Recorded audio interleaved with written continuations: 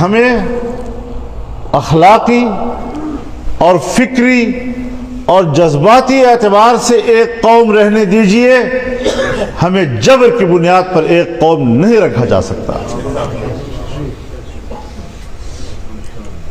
یہ نظریہ غلط ہے۔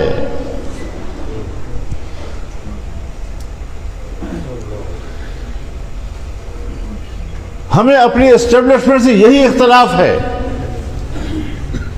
وہ ہمارے دشمن نہیں ہیں،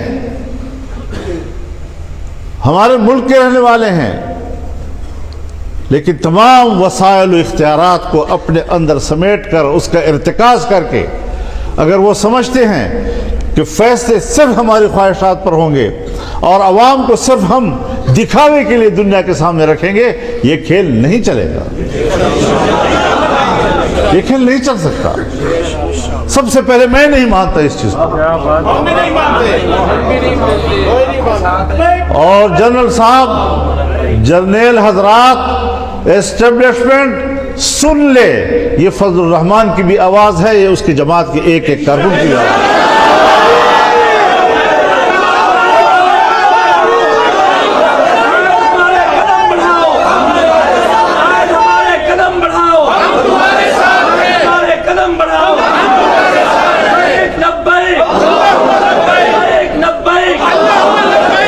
ہم ایک ادارے کی بالادستی کو تسلیم نہیں کرتے، ہم آئین کی بالادستی کو تسلیم کرتے ہیں، اور آئین عوام کی نمائندگی کرتا ہے، اس میں تمہارا بھی ایک مقام متعین کرتا ہے۔ اپنے حدود میں رہو، اپنے دائرہ کار کے ساتھ وابستہ رہو۔ ہر طرف ہاتھ پھیلا رہے ہو، چھوٹے چھوٹے دیہاتوں میں اگر اس دیہات کا کوئی ایک بڑا ہے اور اس کو بلا کر اس پر دباؤ ڈال کر اس کو کہا جاتا ہے آپ کے لیے حکم یہ ہے کہ آپ نے فلاں کو ووٹ دینا ہے، اور یہ بات میں ہوائی نہیں کر رہا، یہ ہم پہ گزری ہے۔ ہم ایک گاؤں میں گئے، ہم نے وہاں کے وڈیرے کو دیکھا، اپنے برادری کے ساتھ بیٹھا ہوا ہے، اس کے چہرے کو دیکھ کر ہمارے ساتھی محسوس کرنے لگے کہ اس پر کوئی پریشر ہے، کچھ دباؤ میں بیٹھا ہوا ہے۔ اس نے، ہمارے ساتھی نے اس کو کہا کہ آپ ذرا تنہائی میں مجھ سے بات کر لیں، اور اس کو کہا کہ میں آپ کے ذہن پر کوئی پریشانی دیکھ رہا ہوں، آپ ہمارے حق میں جو آج فیصلہ دے رہے ہیں کوئی دباؤ میں تو نہیں دے رہے، کسی نے آپ کو مجبور تو نہیں کیا ہے؟ اس کے آنکھوں میں آنسو آ گئے، مجھ پر تشدد ہوا ہے، بس آپ اپنی رائے کے مطابق فیصلہ دیں گے، اگر آپ کی رائے میرے حق میں نہیں ہے بالکل آپ نے مجھے ووٹ نہیں دینا، یہ ہمارا جواب تھا۔ اس طرح کے جبر ہم نے خود دیکھے ہیں۔ جو میری جماعت کو کہا جاتا ہے کہ اس امیدوار کو بٹھاؤ میرے مقابلے میں، کیوں بٹھائیں؟ آپ کو امیدوار کون ہے؟ جب ہم نے انکار کیا، پیسے مانگے، ہم نے پیسے دینے سے انکار کیا، تو کہا کہ اس کے ووٹ 21 ہوں گے، آپ کے ووٹ 19 ہوں گے 1000، یہ نتیجہ آپ کا الیکشن کے بعد یہ ہوگا۔ وہی آیا۔ اب اس قسم کے واقعات ملک میں ایک نہیں ہے۔ بابا خدا کے لیے چیلنج نہ کرو کہ ہم کوئی الزام لگا رہے ہیں، بغیر ثبوت کے لگا رہے ہیں، پہلے ثبوت پیش کرو۔ بھائی اگر کہیں آپ لوگوں نے چیلنج کیا اور جرگہ لگا تو ثبوتوں کے اتنے بھرمار ہوں گے کہ پھر آپ کے لیے پناہ کی جگہ نہیں ملے گی۔ پھر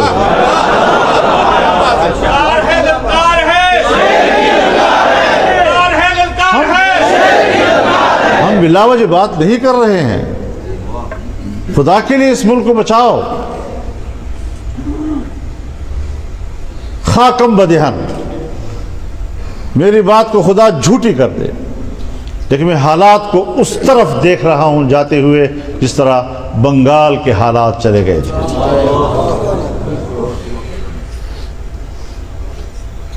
تو اگر کوئی ایسا منصوبہ ہے تو بتا دیجئے، ہمیں کیوں ذبح کرتے ہو؟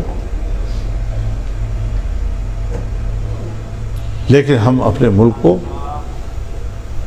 زندہ و تابندہ رکھنا چاہتے ہیں، آباد رکھنا چاہتے ہیں، اور انشاءاللہ العزیز یہ ملک اسی طرح چلے گا۔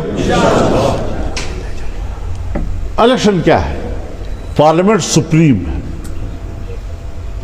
ایک بڑا نام ہے نا، سپریم ہے۔ یہ تو ایسا لفظ نہیں ہے جس سے ہم واقف نہیں ہیں۔ ہمارے خاندانوں میں، گھروں میں، قبیلوں میں بھی تو ایک بڑا ہوتا ہے نا،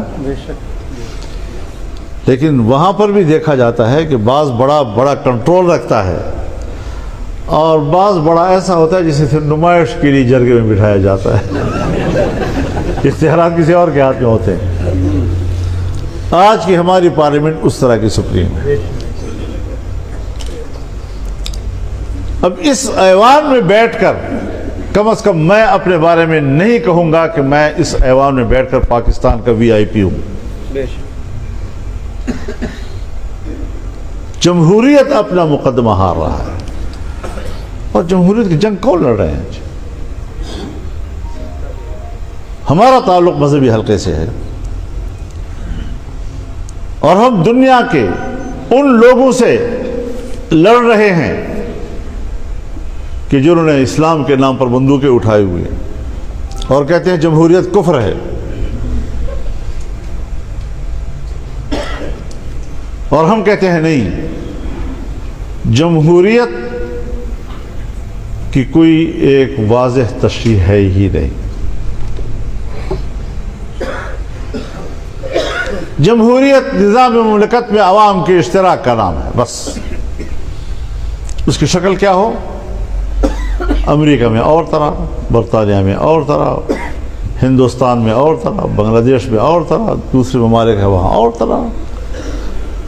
لیکن پاکستان میں عوام کی حاکمیت کا لفظ صرف اس حد تک محدود ہے کہ وہ ووٹ دے کر اپنے نمائندے چنتے ہیں، لیکن جب وہ نمائندے چن کر پارلیمنٹ میں آتے ہیں تو پھر ان کے تمام فیصلے قرآن و سنت کے تابع ہوں گے۔ ان کی اکثریت بھی قرآن و سنت کے خلاف فیصلہ نہیں کر سکتی آئین پاکستان کے نام۔ اور اس پر ہمارے اکابر نے دستخط کیے ہیں۔ اب جب عملاً آپ اس طرح نہیں کریں گے تو پھر غلط تشریح تو جائے گی دنیا میں، پھر آپ کی جمہوریت اپنا مقدمہ ہار جائے گی۔ اور اگر اس طرح دھاندلیوں سے پارلیمنٹیں بنتی رہیں گی تو پارلیمنٹ اپنی اہمیت کھو بیٹھے گی۔ پھر کہا جائے گا جی ماشاءاللہ کے بغیر تو کوئی راستہ نہیں تھا، سیاستدانوں نے تو یہ گند کر دیا۔ سیاستدانوں نے گند نہیں کیا، ایک گند بھی تو آپ نے نہیں کیا ہے۔ کیا بات ہے۔ جس کو جتوایا ہے وہ بھی مطمئن نہیں ہے، جو ہارا ہے وہ بھی ہار نہیں مانتا۔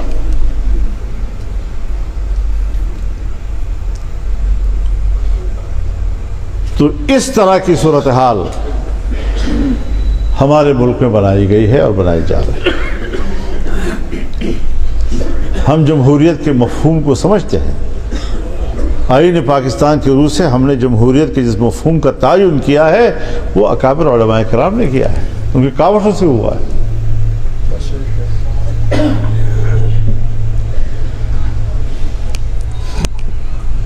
ورنہ ظاہر ہے کہ اگر وہ قرآن و سنت کے تابع نہ ہو اور عوام کی اکثریت فیصلہ کرے یا پارلیمنٹ کی اکثریت فیصلہ کرے اور حلال کو حرام کہہ سکے اور حرام کو حلال کہہ سکے تو پھر وہ تو شرک و کفر کے علاوہ کیا ہو سکتا ہے جی؟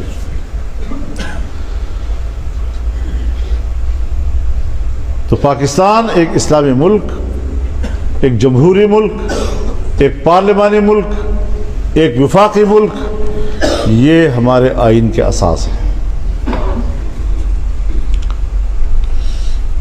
نظریاتی حوالے سے بھی اور تنظیمی حوالے سے بھی۔ دونوں اعتبار سے ان کے طریقے